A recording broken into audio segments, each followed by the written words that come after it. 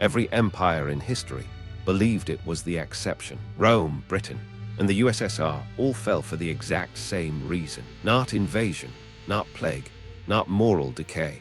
A mechanism so consistent, so predictable, that one historian wrote it down in 1987, and then watched his prediction come true 2 years later. All three empires, one cause. Paul Kennedy called it imperial overstretch. Military commitments that grow beyond economic capacity, a ledger problem.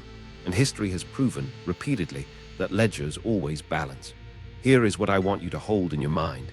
Historians have identified a specific ratio, a mathematical threshold, that every collapsed empire crossed before its fall.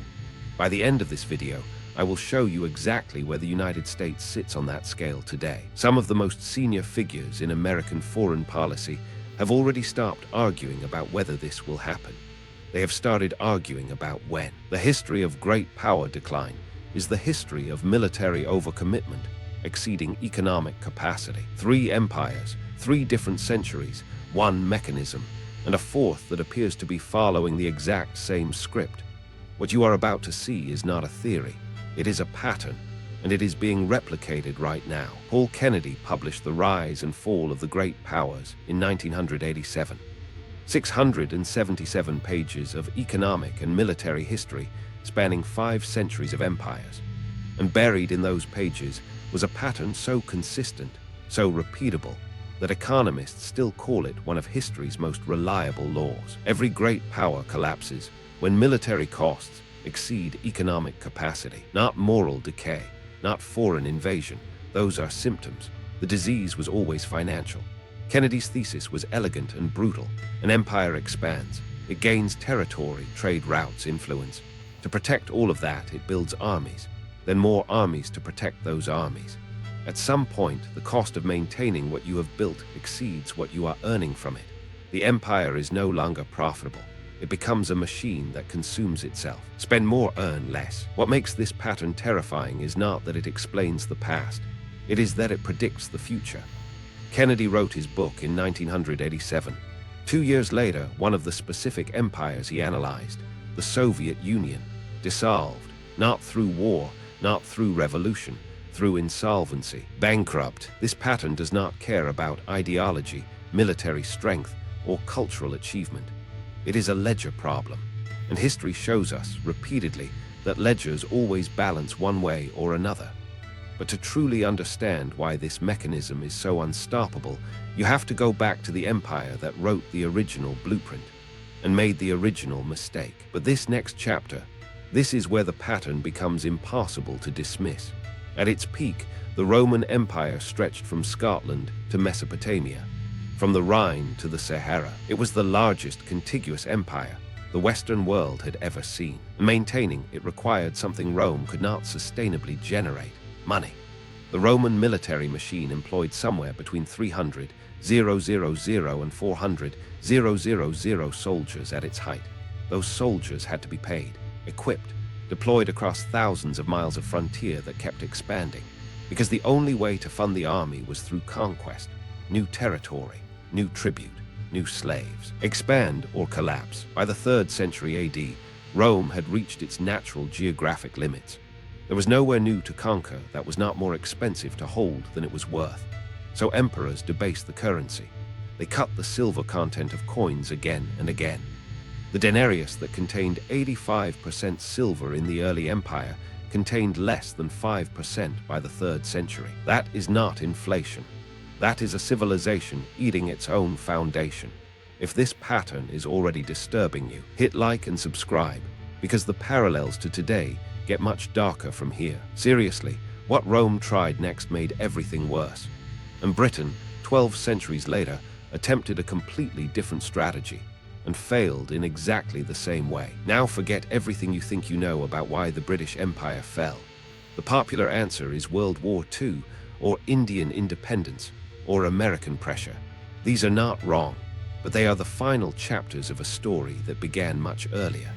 The real story begins with a map. At its peak, Britain controlled roughly a quarter of the entire Earth's land surface, 45 million square kilometers, population speaking hundreds of languages, trade routes spanning every ocean. But here is what the pink on that map never showed: the price tag. By 1900, Britain was spending more on imperial administration and military defense than the empire was generating in profit. The colonies were not making Britain rich anymore. They were making Britain spend. India, the jewel of the empire, required a permanent British garrison of over 70,000 soldiers. That was just one colony. 40 colonies, one budget. After World War I, Britain owed the United States more money than it would fully repay until 2006. Yes, 2006. A debt from 1917 not settled until the 21st century. The empire that once ruled the world was slowly going bankrupt, defending it. The lesson is unmistakable. Size is not strength. An overextended empire is not powerful. It is fragile. And no empire in modern history proved this more spectacularly or more suddenly than the Soviet Union. Stop and think about this for a second. The Soviet Union had the second largest economy in the world. It had enough nuclear weapons to destroy civilization multiple times over. It had a military that had defeated Nazi Germany. It controlled half of Europe, gone in 3 years. Between August and December of 1991, one of the two superpowers of the 20th century simply stopped existing. How? The Cold War arms race is the answer most people give, but the mechanism is more specific. The USSR was spending between 15 and 25% of GDP on its military. The United States, during peak Cold War spending, was spending around 6% of GDP. The Soviet Union was running a military machine that consumed 3 to 4 times more of its economy, proportionally. And unlike the United States, the Soviet economy was not growing fast enough to absorb that cost. By the 1980, Soviet economists, in classified internal documents, were admitting that the military-industrial complex had become economically unsustainable. Mikhail Gorbachev's reforms were not idealism. They were a last-ditch attempt to restructure an economy being crushed by defense spending. The arms race exhausted the Soviet economy before a single decisive battle was fought. And here is what is truly remarkable about all of this. A historian sitting in New Haven, Connecticut, had already predicted this 2 years before it happened.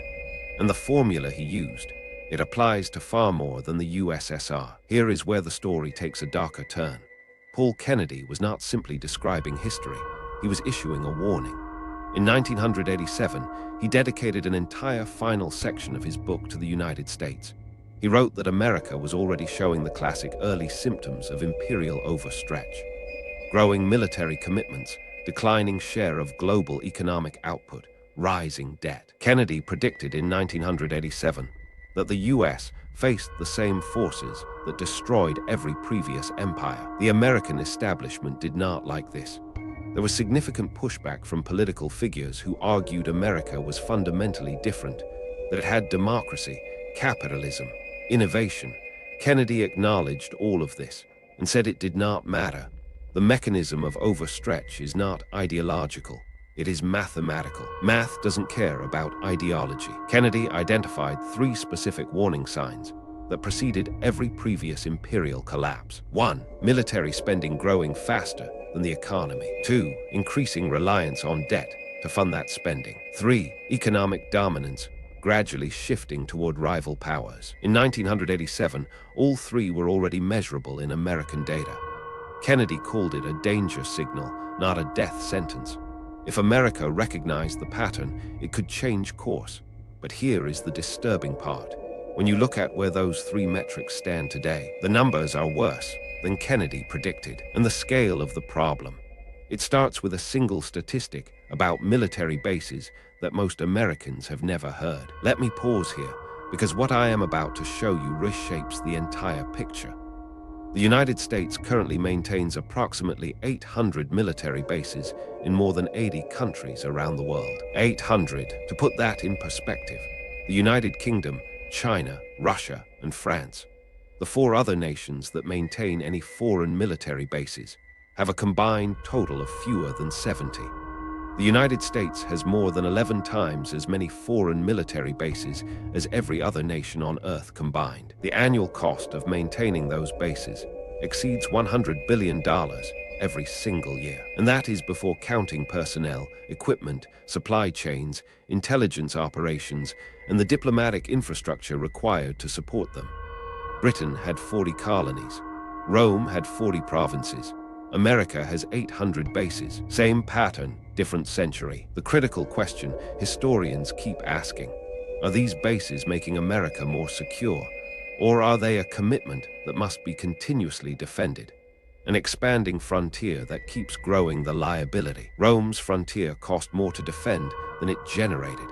Britain's colonies cost more to administer than they produced. And the economic return on 800 military bases in 80 countries is, by any honest accounting, deeply negative. But the bases are only the visible part of the problem. The deeper issue is what funding them has done to the American economy. And this is where the numbers become genuinely alarming. Now, what I am about to tell you sounds impossible, but these numbers are publicly available, updated daily on a federal website.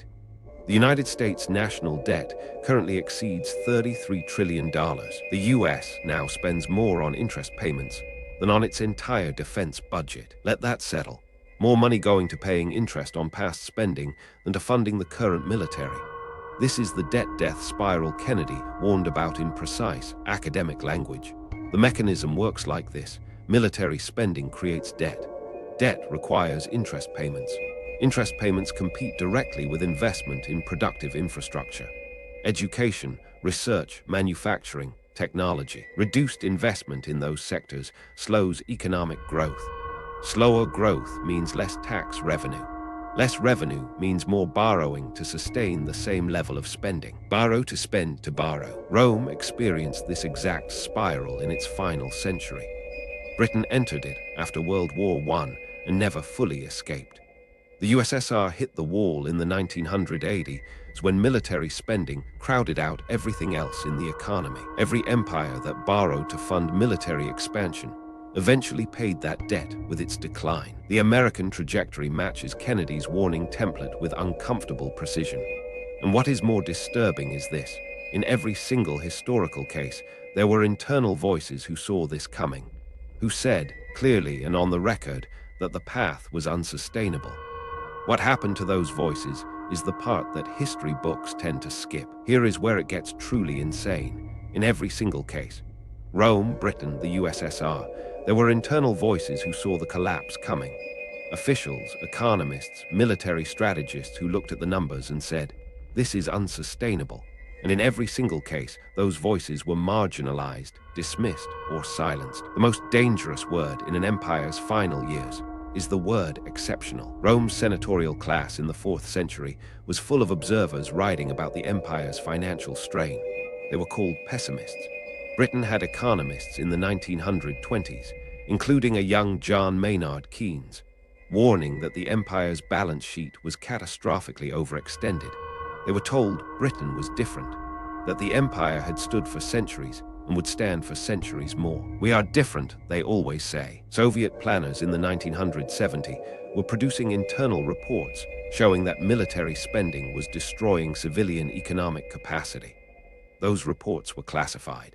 In the United States today, the Congressional Budget Office, the Government Accountability Office, and multiple independent economists have published analyses warning that the current fiscal trajectory is mathematically unsustainable.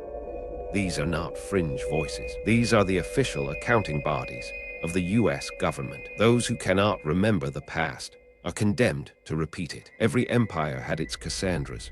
None were listened to in time. But what I have not told you yet is the specific number, the exact threshold. That defines the point of no return, and that is where this gets genuinely frightening. If you thought the last segment was disturbing, you are not ready for this. Remember the ratio I mentioned at the very beginning of this video, the mathematical threshold that historians have identified as the point of no return. Here it is. Kennedy and subsequent researchers found that when an empire's military spending, combined with debt service payments, exceeds approximately 30% of government revenue, decline becomes self-reinforcing. The empire can no longer grow its way out of the problem. It can only manage the speed of its contraction. Rome crossed this threshold in the 3rd century and never recovered. Britain crossed it after World War I. The Soviet Union crossed it by the mid-1970s and dissolved roughly 15 years later. Today, the United States spends approximately 13% of the federal budget on defense. But when you add interest payments on the national debt, the combined figure now exceeds 35% of federal revenue. The threshold has already been crossed. This is the open loop I asked you to hold at the beginning. The United States is not approaching the danger zone Kennedy described.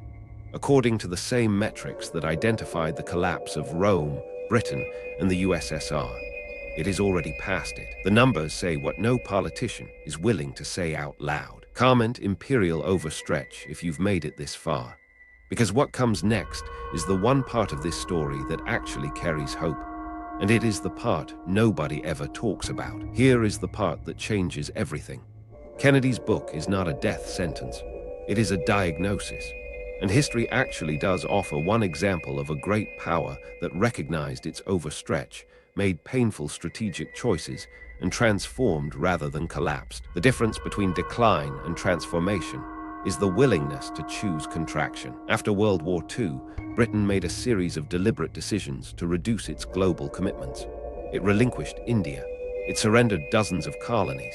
It contracted the empire by choice rather than by crisis. That process was painful. It was humbling.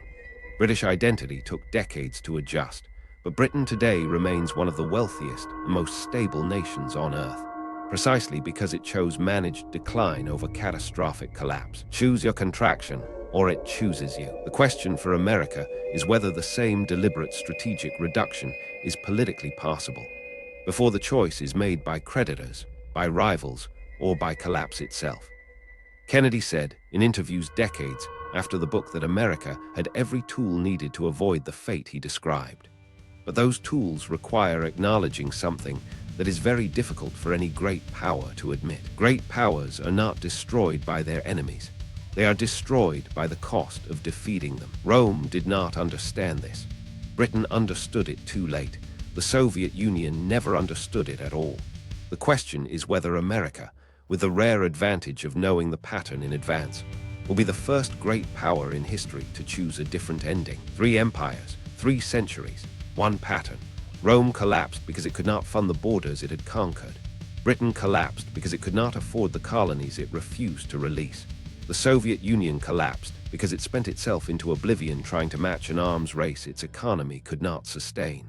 And Paul Kennedy, in 1987, looked at all 3, and then looked at the United States and said, "I have seen this before." The question is not whether this pattern applies to America, but whether America will recognize it in time. History does not repeat itself exactly, but it rhymes with astonishing precision. The mechanism of imperial overstretch is not a conspiracy theory or a political argument. It is one of the most rigorously documented patterns in 5 centuries of economic history. And the citizens of Rome, Britain, and the Soviet Union all shared one thing in common. They could not imagine that their world could end, until it did. Awareness is the first step. What you do with this knowledge is entirely up to you. But knowing the pattern is not nothing. It is, historically speaking, the one advantage that every previous population never had. If you made it this far, prove it. Comment imperial overstretch below, not because it is a game, but because if enough people understand this mechanism, maybe, for the first time in recorded history, an empire can actually choose a different ending. The truth is stranger than anything you could make up, and it always has been.